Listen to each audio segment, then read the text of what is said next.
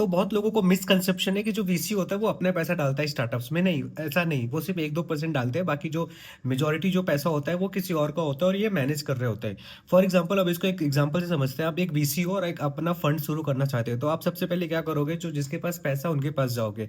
पैसा किनके पास है? तो उनको लिमिटेड पार्टनर्स बोलते हैं, जो बड़े बड़े पेंशन फंड मैनेज करते हैं, यूनिवर्सिटी के एंडाउमेंट मैनेज करते हैं या फैमिली ऑफिस मैनेज करते हैं। तो इनको पैसे इन्वेस्ट करना होता है, बिकॉज इनको थोड़ा से पैसे ज़्यादा रिटर्न चाहिए जो शेयर मार्केट नहीं देता है। तो ये जाते हैं उनके पास और उनको बोलते हैं कि देखो, मेरे पास बहुत यूनिक इंसाइट है, ये मेरा एक्सपीरियंस है और मैं आपका पैसा यहाँ पे आपको बेटर रिटर्न्स दे सकता हूँ। तो वो इसको $100 मिलियन कमिट कर दिए।